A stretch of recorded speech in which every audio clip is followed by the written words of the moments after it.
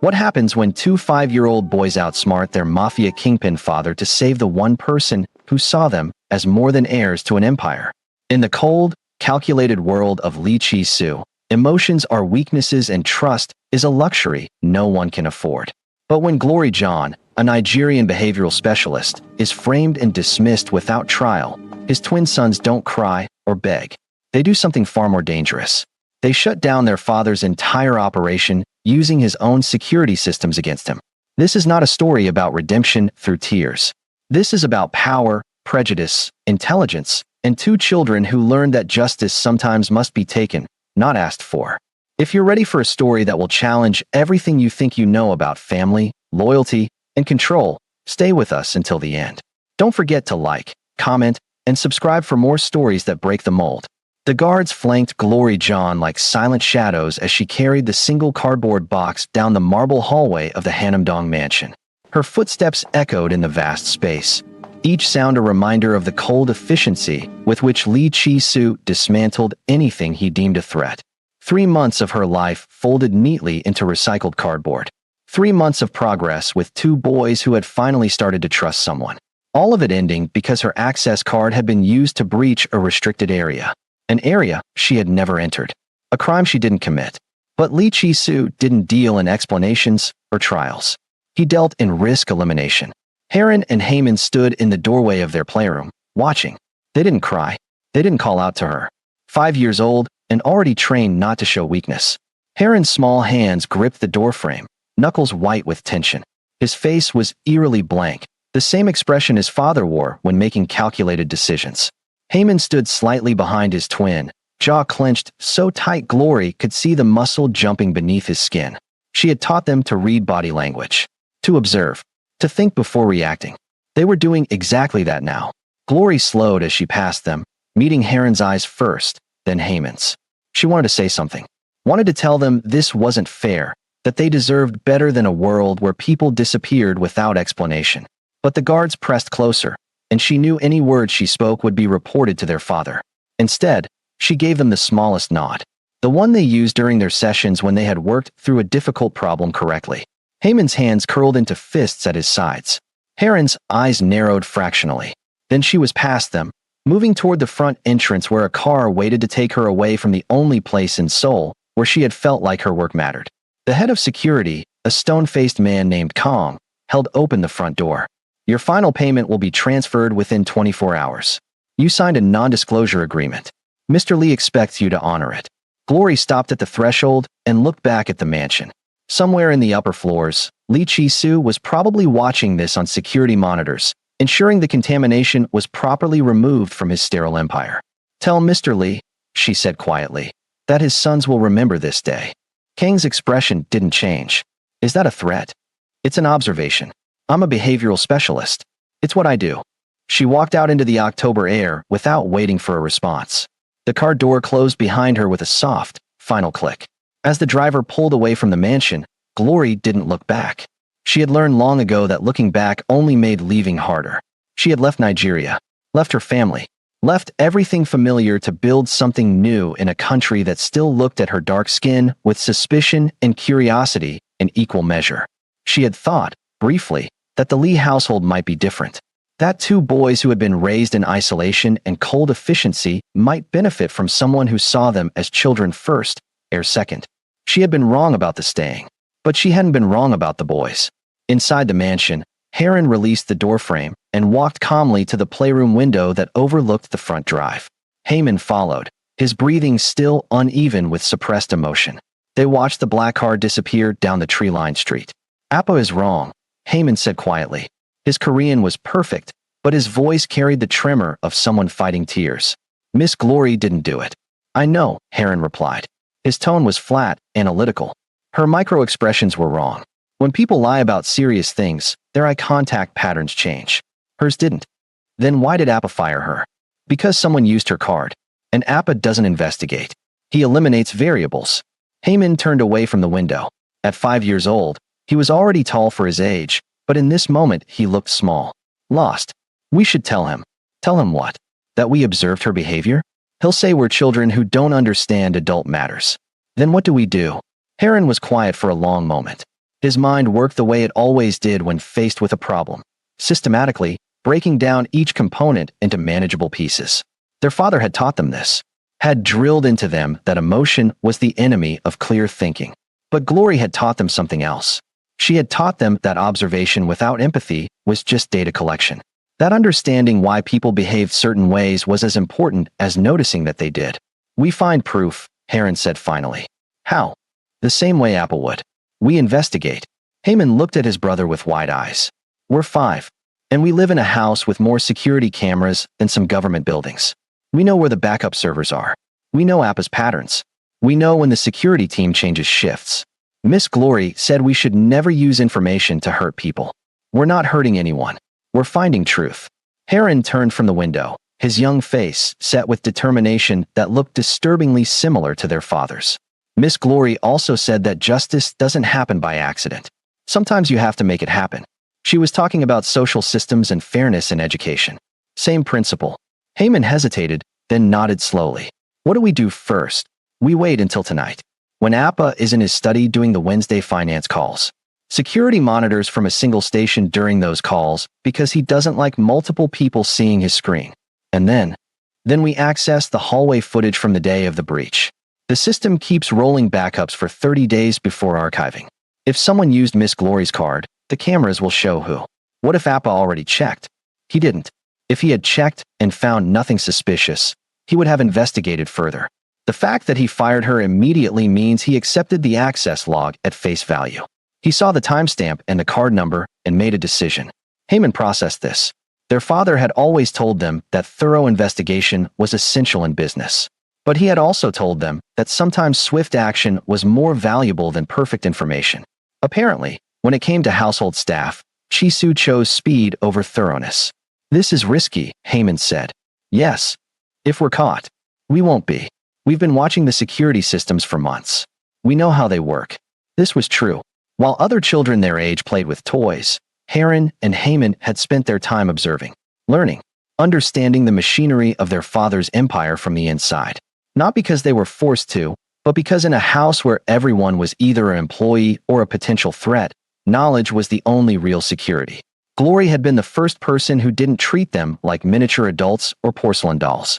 She had given them structured independence, had let them set boundaries, had taught them that intelligence without wisdom was just cleverness, and cleverness without ethics was just manipulation. She had treated them like thinkers. And thinkers, Heron knew, had a responsibility to seek truth. The afternoon passed with excruciating slowness. The boys went through their usual routine. Lunch with the nutritionist-approved meal plan. Mandarin lessons with their language tutor via video call. Physical exercise in the home gym under the supervision of their athletics coach. Everything scheduled. Everything monitored. Everything designed to create the perfect heirs to the Lee Empire. Their father appeared briefly during dinner. He sat at the head of the long table while the boys occupied seats to his right. A staff member served the meal with silent efficiency. Chisu ate methodically, his attention divided between his meal and his phone. Your new behavioral specialist will start Monday, he said without looking up from his screen. Heron's chopsticks paused fractionally before continuing to his mouth. Heyman's grip on his own utensils tightened. We don't need a new specialist, Heron said carefully. Chisu looked at him then.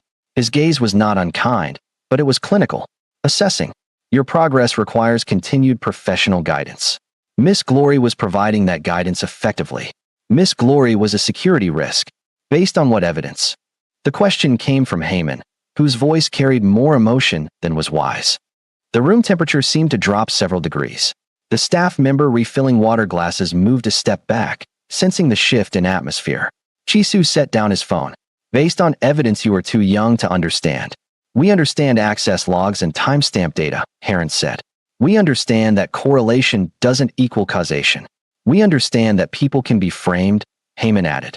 Chisu studied his sons with an expression that might have been surprise on a more expressive man. This conversation is over. The decision has been made. Without investigation? Heron pressed. I don't owe you an explanation. And you don't question my decisions. Chisu's voice didn't rise, but the authority in it was absolute. Is that understood? Both boys nodded, but the compliance was mechanical. Forced. Chisu returned his attention to his phone, clearly considering the matter closed. The boys finished their meal in silence. They were dismissed to their rooms at precisely 7:30, as always. Their father retired to his study for his Wednesday evening calls, as always. The house settled into its nighttime routine, security protocols shifting to night mode, skeleton crew monitoring the cameras. As always. At 9:15, Heron slipped out of his bedroom. The hallway was dark, but he knew every inch of this house. He had counted steps, memorized distances, cataloged which floorboards creaked and which ones were silent. Heyman emerged from his own room moments later, moving with the same careful precision. They had done this before. Not for anything serious. Just testing. Just proving to themselves that they could move through their own home undetected if they needed to. It had been a game, once. A way to feel some small measure of control in a controlled environment. Tonight it wasn't a game. The security office was on the first floor, near the kitchen.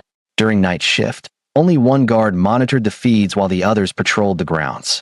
The twins had timed the patrol routes down to the minute. They had a 6-minute window when the guard would be checking the perimeter sensors on the east side of the property. Heron checked his watch. A gift from their father on their 4th birthday. Swiss-made. Precise. Now, he whispered. They moved quickly down the servants' staircase, the one the staff used to move between floors without being seen. Their small size was an advantage here. They could stay low, close to the walls where the camera angles had blind spots. The security office door was locked, but Heron had watched the guards enter the code dozens of times. 6 digits. Their father's methodology was predictable, important dates in number sequences. The code was the month and day of their mother's death backward. He punched it in. The lock clicked open. The office was small, dominated by a bank of monitors showing different areas of the house and grounds. The main computer was locked, but the backup terminal was still logged in from the evening shift change. Another security flaw their father didn't know existed because he trusted his systems more than he should. Heron slid into the chair while Heyman kept watch at the door. For minutes, Heyman whispered. Heron's fingers flew over the keyboard. He had watched enough, observed enough. The system's interface was logical, designed for quick access during emergencies. He navigated to the archive folder, found the date of the breach, and pulled up the hallway footage. The timestamp on Glory's access card showed she had entered the restricted area at 2:17 in the afternoon. Heron pulled up the corresponding footage and watched.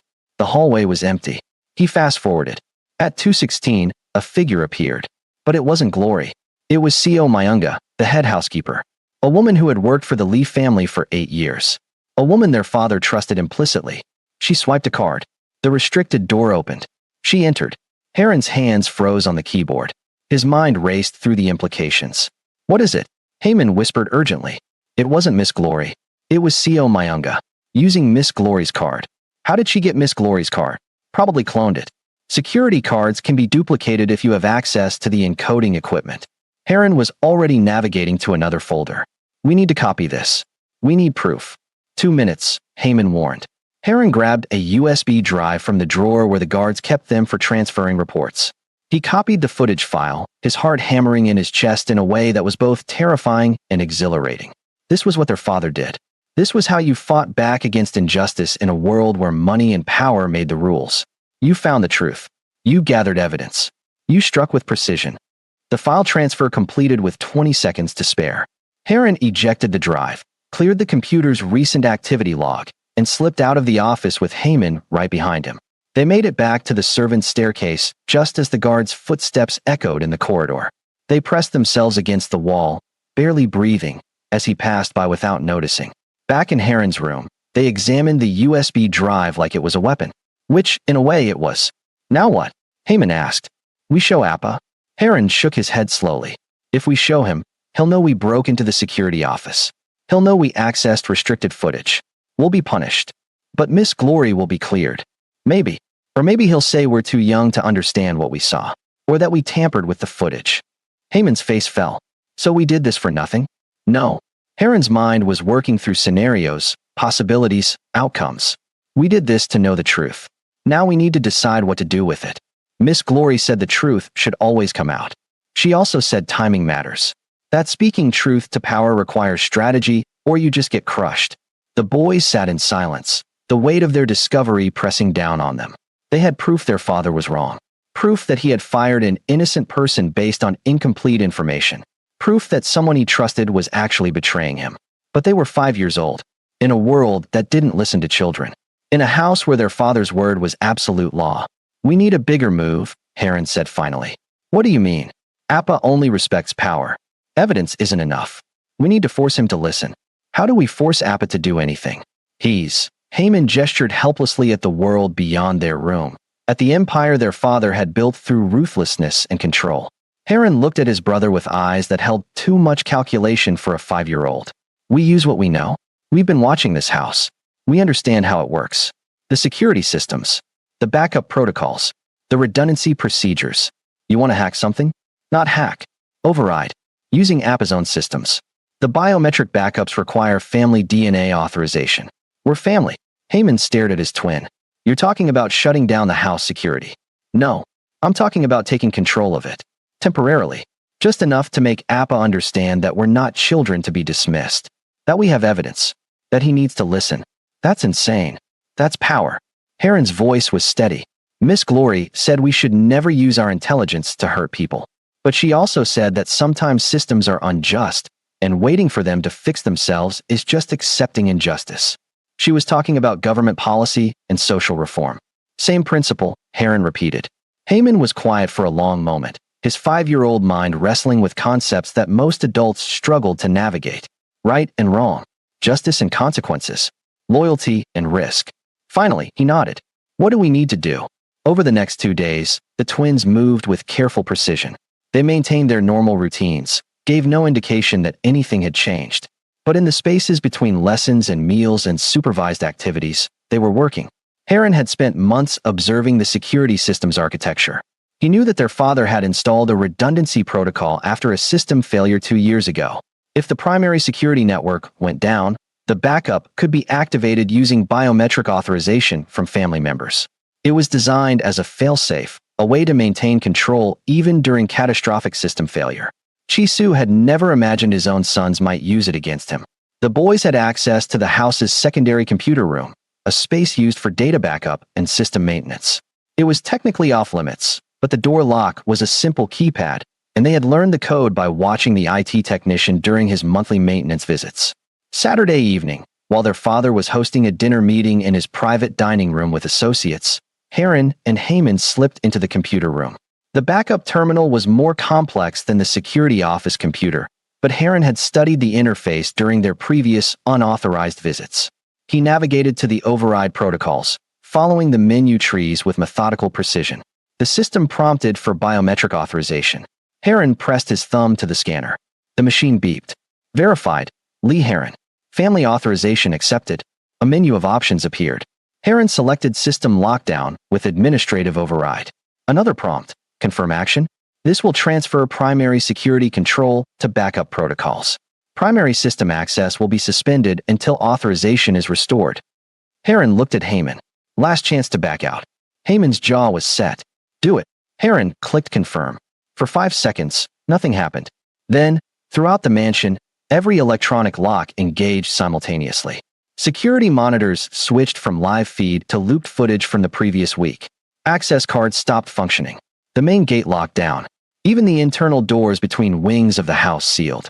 In the dining room, Lee Chisu's phone buzzed with an urgent alert from his head of security. He excused himself from the table and checked the notifications. His expression didn't change, but everyone at the table noticed when he stood without explanation and walked out of the room. Kong, the head of security, was already in the hallway. Sir, we have a situation.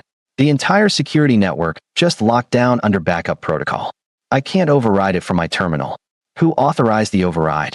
According to the logs. Lee Heron, sir. 3 minutes ago. Chisu's face went very still. Where is he? The system shows his biometric signature originated from the backup computer room. But sir, with all due respect, he's 5 years old. He shouldn't be able to. I know exactly what he's capable of. Chisu's voice was ice. Open the backup computer room. I can't, sir.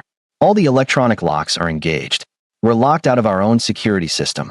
Chisu closed his eyes briefly, and for just a moment, something that might have been pride flickered across his face before being replaced by cold calculation. His sons had just demonstrated that they understood power better than most of his adult employees. They had also just committed an act that could be interpreted as a direct challenge to his authority. Give me manual override keys for the computer room, he said quietly. Now. 10 minutes later, Chi-Su stood outside the backup computer room. Kong had retrieved the physical keys from the master lockbox, a backup system for exactly this kind of electronic failure. The irony wasn't lost on Chi-Su. His own redundancy protocols were being used against him by children who had been paying attention when he thought they were just playing. He unlocked the door and pushed it open. Heron and Heyman sat in chairs that were too large for them, facing the door as if they had been waiting. Neither looked scared. Heron held a USB drive. Heyman sat with his hands folded on the desk, mirroring their father's posture during business meetings. "Appa," Heron said calmly. "We need to show you something." Chi-Su stepped into the room. Behind him, Kong started to follow, but Chi-Su raised a hand. "Wait outside. Lock the door behind me." "Sir, with respect, they've compromised our. They're 5 years old. I think I can handle it." "Lock the door." Kong hesitated, then obeyed. The lock clicked, leaving father and sons alone in the room. Chi-Su pulled up a third chair and sat facing his children. He didn't speak, didn't demand explanations. He simply waited, giving them the courtesy of letting them explain themselves. It was more respect than he gave most adults. Heron held up the USB drive.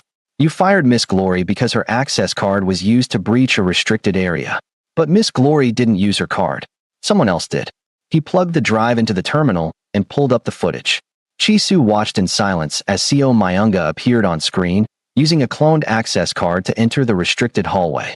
When the footage ended, Chi-Su remained motionless for several seconds. Then he asked, "When did you obtain this footage?" "Wednesday night. After you told us the decision was final." "You broke into the security office?" "Yes." "You accessed restricted files?" "Yes." "You copied evidence without authorization?" "Yes."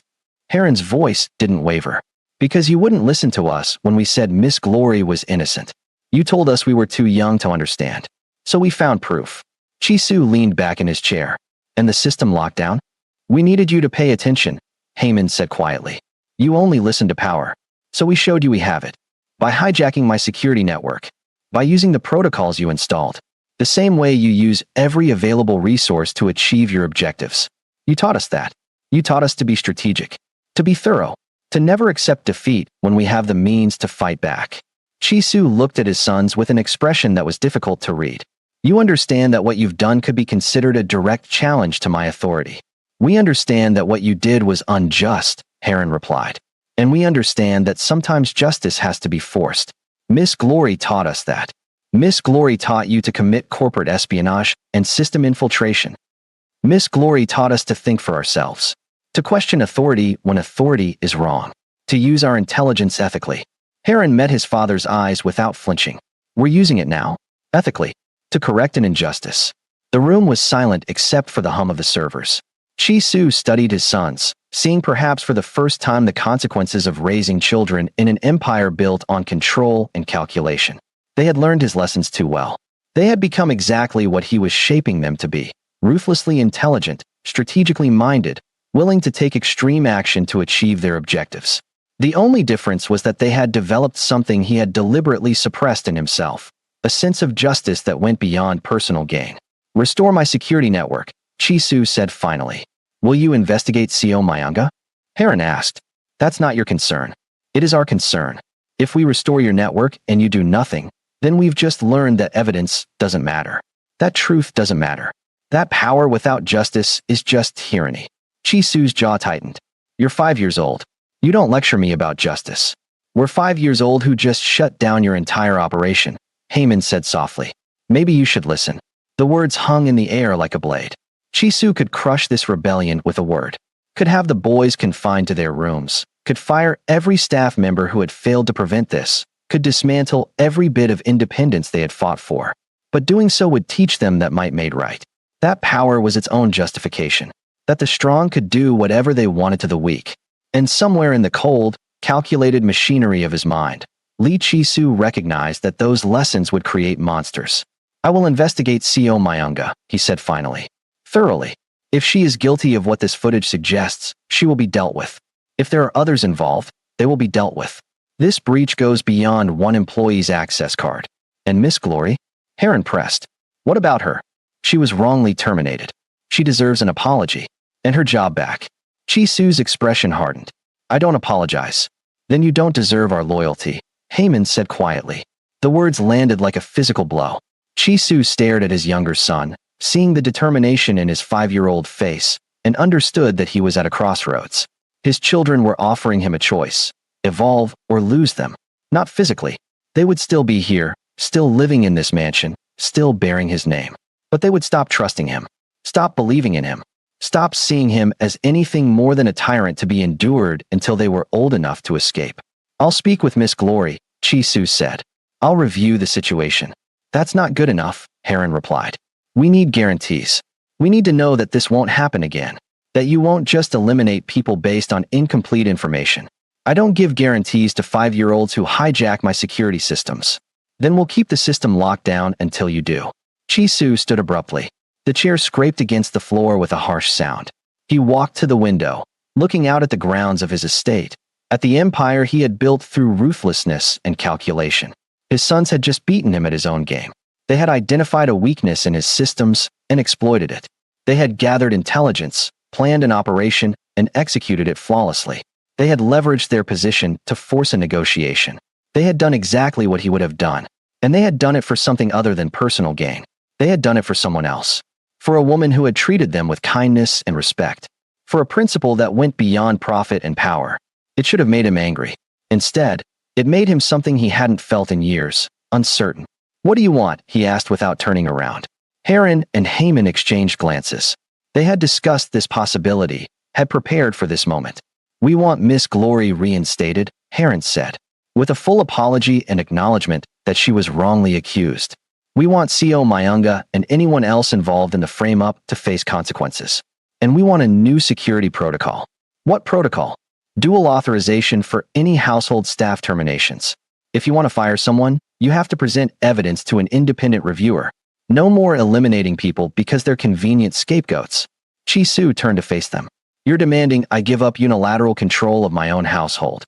We're demanding fairness. Due process.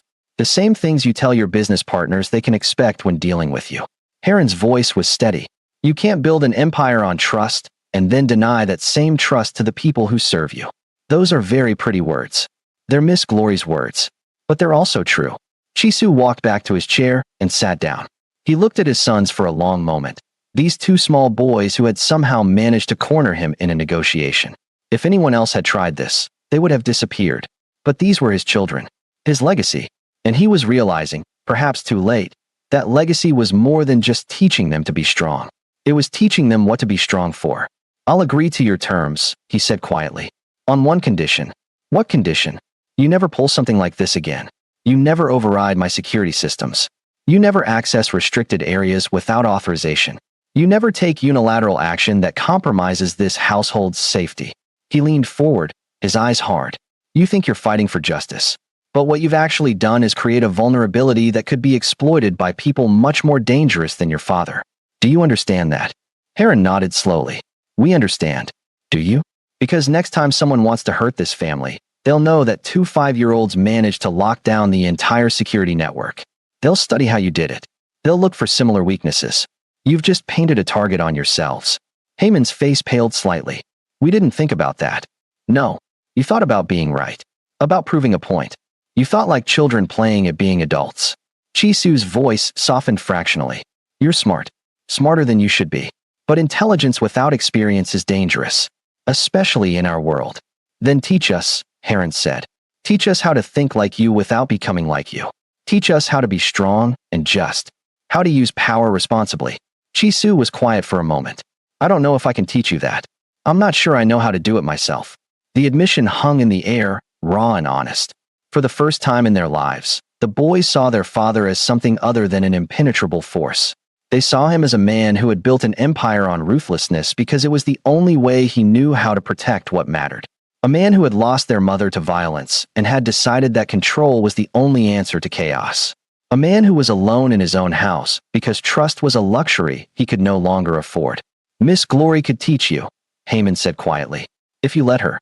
Chisu laughed, a short, sharp sound without much humor. "You want me to take life lessons from an employee?" "You wanted us to learn from her," Heron pointed out. "You hired her because you recognized that we needed something you couldn't give us. So maybe you need something she can give you too." "I don't need anything from anyone." "Then why are you so lonely?" Heyman asked. The question landed with devastating accuracy. Chisu's face went very still, and for a moment the boys thought they had gone too far. But their father didn't rage, didn't deflect. He simply sat there, a powerful man confronted by a truth so simple that only a child could deliver it without agenda. "Restore my security network," he said finally. "I'll handle the rest." "Do we have your word?" Heron asked. "About Miss Glory. About the investigation. About the new protocols. You have my word. Though you should understand that my word to my children means more than my word to anyone else. If you make me break it, there won't be a second chance." Heron nodded and turned to the terminal. His fingers moved over the keyboard, navigating back to the override protocols. He selected Restore Primary Network and pressed his thumb to the biometric scanner. Throughout the mansion, locks disengaged. Cameras switched back to live feeds. Access cards reactivated. The invisible machinery of security and control resumed its normal function. Chisu stood and walked to the door. He paused with his hand on the handle. "You're grounded for 2 weeks. No privileges. No exceptions. What you did was necessary, but it was also a violation of house rules. Actions have consequences." "We understand," both boys said together. "And after your grounding is over, we're going to have a very long conversation about security protocols and why 5-year-olds shouldn't be able to hack them." "We didn't hack them," Heron said. "We used your own redundancy systems exactly as designed. Which means the systems need to be redesigned. Because if you could do this, someone else could too." Chisu opened the door. "Get to your rooms. I'll send someone to collect you for dinner." "Appa," Heyman called out as their father started to leave. Chisu turned back. "Thank you for listening." Chisu studied his younger son's face. "Don't thank me yet. You've just made things very complicated. For all of us." He left, closing the door behind him. In the hallway, Kong was waiting with 3 other security personnel. "Sir, what are your orders?" "Seal the backup computer room. New access protocols. DNA authorization plus encrypted passcode that changes daily. I want a full audit of every security system in this house. If 2 5-year-olds can lock us out of our own network, we have serious problems." "Yes, sir." "And the boys?" "Grounded. 2 weeks. Standard protocols apply." Chisu started walking toward his study. "And get me Glory John's contact information. I need to make a phone call." "Sir, regarding CO Mayunga. I want a full background check. Financial records. Communications. Everything. And I want to know who she's been in contact with for the past 6 months. This wasn't a solo operation. Someone wanted instability in this house, and I want to know who and why. Should we detain her for questioning?" Chisu considered this. "No, not yet. If we move too quickly, we'll alert anyone working with her. I want surveillance. I want her watched. I want to know everyone she talks to, everywhere she goes, everything she does. And I want it done quietly." Kong nodded and hurried away to execute the orders. Chisu continued to his study and closed the door. He stood at his desk for a moment, looking at the family photo that sat in the corner. His wife, holding 2 tiny newborns. The last picture taken before the world became dangerous, before trust became impossible, before control became everything. He picked up his phone and dialed the number Kong had sent him. Glory John answered on the 3rd ring. "Yes. Miss Glory. This is Lee Chisu." There was a pause. "Mr. Lee, I wasn't expecting to hear from you. I need to meet with you. Tomorrow. Are you available?" "That depends on why you want to meet. I have information relevant to your termination. Information that changes the circumstances." Another pause. Glory's voice was careful when she spoke. "What kind of information?" "The kind best discussed in person. I can send a car. I'll meet you, but not at your house. And I'll arrange my own transportation." Chisu felt something that might have been respect. "Where would you like to meet?" "There's a cafe in Sancheongdong. Quiet. Public. I'll text you the address. Tomorrow afternoon. 2 o'clock. I'll be there." "But Mr. Lee, if this is some kind of attempt to intimidate me into maintaining my non-disclosure agreement." "It's not. This is about correcting a mistake. My mistake." The words felt foreign in his mouth. He couldn't remember the last time he had admitted error to anyone. "I'll see you tomorrow," Glory said and ended the call. Chisu set down his phone and looked out the window at the Seoul skyline. Somewhere in that sprawling city, a woman he had wrongly accused was probably wondering what game he was playing. In the rooms above him, 2 boys he had raised to be ruthless were discovering that ruthlessness without justice was just cruelty. And in the staff quarters, a woman who had betrayed his trust was going about her evening, unaware that her carefully planned frame-up had just been exposed by 2 5-year-olds with too much intelligence and too much heart. His empire, built on control and calculation, was suddenly full of variables he couldn't predict. For the first time in years, Lee Chi-soo didn't know what would happen next. And for the first time in years, he found himself caring about more than just maintaining power. He found himself caring about being right. The next afternoon, Chi-soo arrived at the Samcheongdong Cafe 15 minutes early. Old habits. Always arrive first. Always control the space. Always maintain the advantage. But when he walked in, Glory was already there, seated at a table near the back with clear sight lines to both entrances. She had arrived earlier, had claimed the strategic position, had denied him the home field advantage. Smart. He walked to the table and remained standing until she gestured to the chair across from her. Mr. Lee. Miss Glory. He sat, noting that she had ordered nothing. Not even water. This wasn't a social meeting. It was a negotiation. Thank you for coming. You said you had information. I'm listening. No small talk. No pleasantries. Straight to business. Chi-soo found himself appreciating her directness. You were framed, he said simply. Your access card was cloned and used by my head housekeeper to access a restricted area. The security breach was real, but you didn't commit it. Glory's expression didn't change. How did you discover this? My sons. They accessed security footage and found proof. Now Glory's eyebrows rose. Your 5-year-old sons conducted an investigation.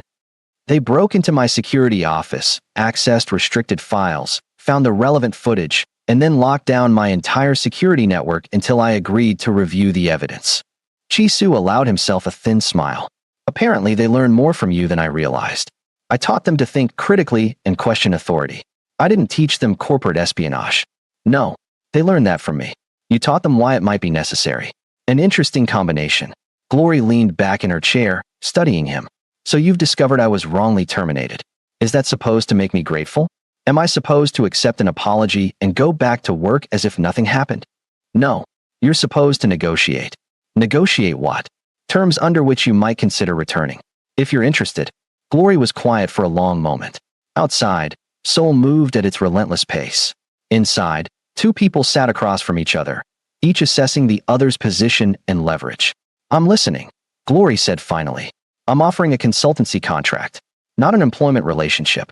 Full autonomy in all matters related to the boy's behavioral and educational development. You report to no one but me, and even then only in monthly reviews unless there's an emergency. You set your own methods, your own schedule, your own approach. Salary. Chi-soo named a figure that was triple what she had been making before. Glory's expression remained neutral. And the reason for my termination? How are you handling that? CO Myunga is under investigation. So are several other staff members and external contacts. The breach was part of a larger operation to create instability in my organization. You were chosen as a scapegoat because you were new, foreign, and expendable in the eyes of the people planning this. Because I'm black. Yes. The honesty was brutal. Glory appreciated it more than a pretty lie would have been. And once your investigation is complete, what happens to the people responsible? They'll be dealt with. Meaning you don't want details. And I don't want to share them. Glory nodded slowly. I need guarantees. Real ones. Not just your word that things will be different. What kind of guarantees? First, a formal apology. Written. Acknowledged. Not hidden. Your sons need to see you admit you were wrong. Chi-soo's jaw tightened, but he nodded. Agreed. Second, new protocols for staff termination. No one gets fired based on circumstantial evidence alone. There needs to be investigation. Due process. Independent review. My sons already extracted that concession. Dual authorization for terminations. Then we need to define who the second authorization comes from. Someone outside your direct control. Someone who can actually push back if you're wrong. You want veto power over my household management decisions. I want fairness. Due process. The same standards you claim to value in your business dealings. Chi-soo was quiet, his mind calculating the implications. Giving up unilateral control went against every instinct he had developed over years of surviving in a world where hesitation could be fatal. But his sons had already proven that absolute control was an illusion. If two 5-year-olds could hijack his security network, then his empire was built on a foundation of false certainty. The second authorization will be you, he said. For household staff matters. You'll have full access to any evidence, the right to conduct your own investigation, and the authority to block terminations you find unjustified. Even if it contradicts your judgment, even then. And if we disagree, then we argue until we reach a consensus. or until one of us presents evidence compelling enough to change the other's mind. Glory studied him carefully. You understand what you're offering me? You're giving a foreign woman you barely know the power to countermand your decisions. I'm giving someone my son's trust the power to keep me honest. There's a difference. Why? Because they were willing to risk everything to prove you were innocent. Because they shut down my entire operation to force me to listen. Because they see something in you that makes them believe in justice more than power. Chisu's voice was quiet. And because I've spent years teaching them to be strong, but I never taught them what to be strong for. You did. In 3 months, you gave them something I couldn't give them in 5 years. What's that? Hope that strength can serve something other than self-interest. The words hung between them. Glory felt something shift in her understanding of this man. He wasn't apologizing because he feared legal action. He wasn't negotiating because he needed her services. He was sitting here, in a public cafe, offering her power over his household because his children had shown him what he was becoming. And he didn't like it. I'll need it in writing, Glory said. The contract, the terms, the dual authorization protocols, all of it, legally binding. I'll have my attorneys draw up something by tomorrow. I'll need my own attorney to review it. I'd be disappointed if you didn't. Chisu stood, signaling the end of the meeting. Anything else? Yes, the twins. How are they? Grounded for 2 weeks for hijacking my security systems. But otherwise fine. Proud of themselves. Waiting to see if their gambit worked. Glory allowed herself a small smile. They shouldn't be punished for seeking justice. They should be punished for the methods they used to seek it. There's a difference between being right and being reckless. They need to understand that. Chisu hesitated, then added. But between us, I've never been more proud of them than I was when I realized what they'd done. And more terrified. Why terrified? Because they're 5 years old and already more morally courageous than most adults I know. Including me. That kind of courage in this world, Miss Glory, gets people killed. He turned to leave. Mr. Lee, Glory called after him. He paused. Your sons aren't in danger because they're courageous. They're in danger because they're learning to be courageous in a world you've built around control and fear. If you want them to be safe, you don't teach them to be less brave. You build a world where bravery doesn't have to be a survival risk. Chisu looked at her for a long moment. And how do I do that? The same way you build anything. One decision at a time. Starting with this one. He nodded once and walked out of the cafe. Glory sat alone at the table, looking at the space where he had been sitting. She thought about the 2 boys who had broken rules to seek justice. About the man who was learning, perhaps too late, that power without ethics was just tyranny. About the choice she was being offered. Return to a household where she would have real authority, or walk away and avoid the complications entirely. It should have been an easy choice. Walk away. Find a position where 5-year-olds didn't need to hack security systems to prove innocence. Find a family that wasn't built on underground empires and dangerous secrets. But she thought about Heron's careful observation and strategic thinking. About Heyman's emotional intelligence and fierce loyalty. About 2 children who were being shaped into something both brilliant and dangerous, who needed someone to show them that intelligence could serve compassion, that strength could protect rather than dominate. She pulled out her phone and texted her attorney. I need you to review a contract. High stakes. Unusual terms. I'll send it tomorrow. Then she texted the number Chisu had called from. I'll review the contract when it's ready. If the terms are as discussed, I'll sign. But Mr. Lee, understand this. I'm not coming back to be an employee. I'm coming back to be a voice your sons can trust when yours isn't enough. That means I will push back. I will disagree. I will insist on better from you.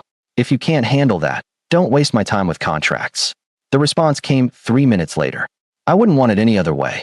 4 days later, Glory walked back into the Hanamdong mansion. Not through the service entrance this time. Through the front door. Carrying her briefcase. Wearing her professional best. Walking into this house not as staff, but as a consultant with contractual authority. The boys were in their playroom. She could hear them talking, voices carrying through the vast hallways. She followed the sound. They were building something with blocks. An elaborate structure with multiple levels, and what appeared to be a security system made from toy parts and string. When she appeared in the doorway, they both froze. Then Heron smiled. Actually smiled, something he rarely did. You came back, he said. You knew I would. We hoped. But we weren't certain. Heyman was already moving toward her, then stopped himself. Old habits. Don't show too much emotion. Don't appear weak. Glory opened her arms. It's okay to be happy. It's okay to show it. Heyman crashed into her, wrapping small arms around her waist. Heron followed more slowly, more carefully, but he came. And when he leaned against her, she felt him relax in a way he never had before. We shut down Appa's whole security network, Heyman said, voice muffled against her side. I heard. That was both brilliant and reckless. That's what Appa said. Your father is right. You took enormous risks. You could have made things worse. But we didn't, Heron said. We made them better. You're here. I'm here. But next time you want to correct an injustice, maybe start with a conversation before moving to corporate espionage. Would he have listened? Glory thought about this. Honestly, maybe not. But you'll never know if you don't try. And sometimes the trying matters as much as the outcome. Miss Glory, Heyman said quietly. Are you going to stay this time? Really stay? I'm going to stay. But things are different now. I'm not an employee anymore. I'm a consultant. That means I have more power to help you, but also more responsibility to do it right. What does that mean? Heron asked. It means when your father makes decisions I disagree with, I can push back. It means if staff are treated unfairly, I have authority to intervene. It means you have someone who can stand between you and a world that sometimes values power more than people. Like a shield, Heyman said. Like a shield, but also like a teacher. I'm here to help you grow into the best versions of yourselves. Not the versions your father thinks you should be. Not the versions the world expects. The versions you choose. Heron pulled back and looked at her seriously. Appa is different since you left. He's still Appa, but he listens more. He explains more. He hasn't fired anyone since then. People can change. If they have a reason to. You're his reason, Heyman said. He told us. He said you make him think about things differently. Glory felt something warm and complicated in her chest. Your father and I have a professional relationship. That's all. For now, Heron said with the certainty of someone who observed everything and missed nothing. For now and for later. I'm here for you too. Remember that. Over the following weeks, a new rhythm established itself in the Hanamdong mansion. Glory worked with the twins on their behavioral development, their emotional intelligence, their understanding of ethics and power and choice. She taught them that strength without compassion was brutality, that intelligence without wisdom was just cleverness, that power without responsibility was tyranny. And slowly, carefully, she began teaching their father the same lessons. It happened in small moments. Chisu would make a decision about household management, and Glory would ask him to explain his reasoning. He would default to efficiency, and she would push him to consider fairness. He would choose the expedient path, and she would show him why the harder path might be better. They argued. Frequently. Intensely. But the arguments were intellectual, not personal. Strategic, not emotional. He respected her mind. She respected his intentions. And somewhere in those debates, both of them began to understand that they were building something neither had expected. Not romance. Not yet. Maybe not ever. But partnership. Mutual respect between two people who approached the world differently, but wanted the same outcome. Two boys who would grow into men who could be both strong and good. The investigation into Co Myunga revealed that she had been working with a faction within Chisu's own organization. They had wanted to create doubt about his judgment, to position themselves for a power move when he appeared weakened. Glory's firing had been part of a larger strategy to demonstrate that Chisu was making rash decisions, that he was becoming paranoid and unreliable. The plan had backfired spectacularly when two 5-year-olds proved more competent at internal investigation than the adults trying to manipulate their father. Chisu handled the traitors with his usual ruthless efficiency. They simply disappeared from the organization. No drama. No public confrontations. Just quiet, permanent removal. When Glory asked him about it, he told her only that the problem had been resolved. She didn't push for details. She understood that there were parts of his world she wouldn't change, couldn't change, shouldn't try to change. Her role wasn't to reform a man who had built an empire on the edge of legality. Her role was to ensure that his sons didn't follow him into darkness without a light to guide them back. 6 weeks after her return, Glory arrived at the mansion to find Chisu waiting in the hallway outside the boys' playroom. We need to talk, he said. About the boys. They've asked me to make a change to the household security protocols. What kind of change? They want a permanent override in place. One that prevents me from unilaterally terminating any member of the household staff. They want the dual authorization requirement to be baked into the system itself, not just a policy. Glory studied his face. And how do you feel about that? I think it's a dangerous limitation on my authority. I think it creates vulnerabilities. I think it's the kind of idealistic thinking that gets people killed in the real world. But they're right. I fired you based on incomplete information because it was efficient, because you were expendable to me, and I was wrong.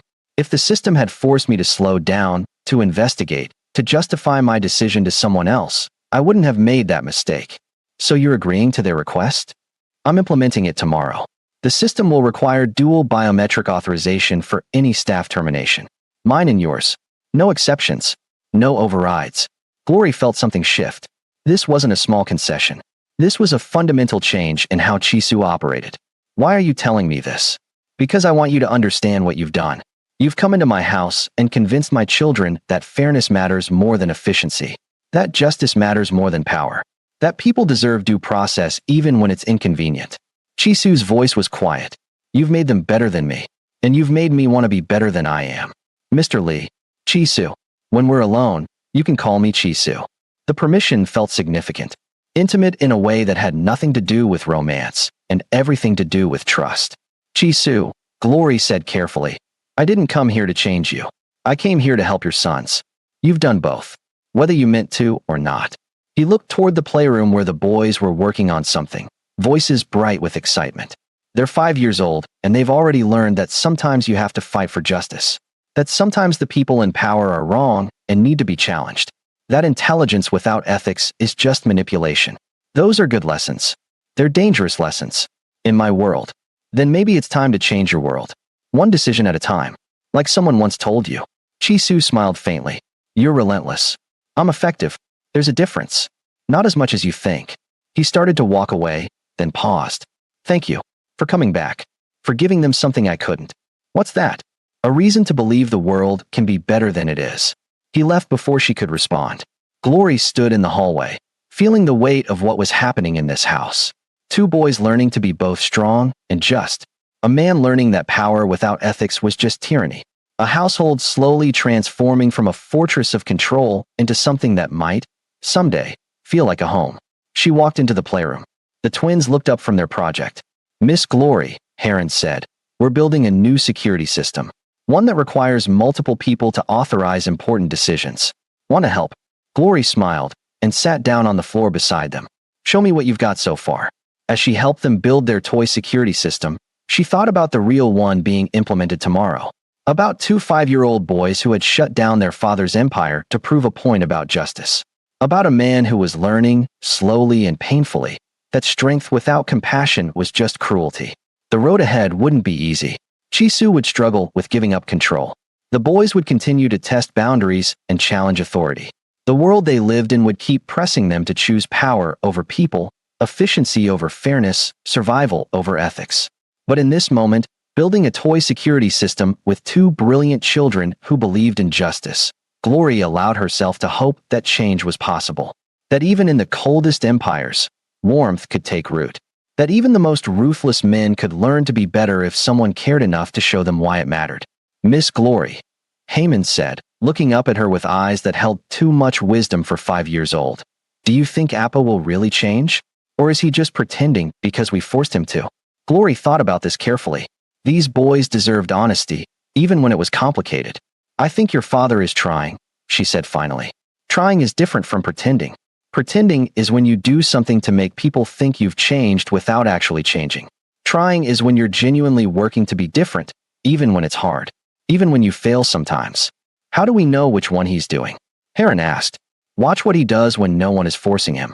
Watch what choices he makes when he could get away with taking the easy path. That's when you'll see who someone really is.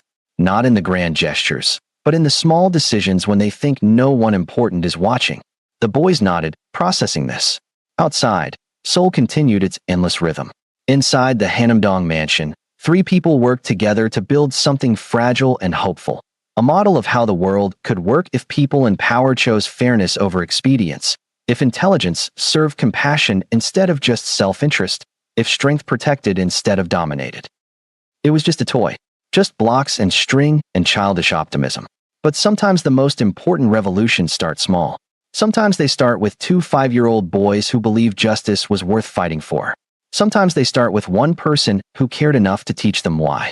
And sometimes, if you're very lucky, they change not just a household, but the hearts of everyone in it.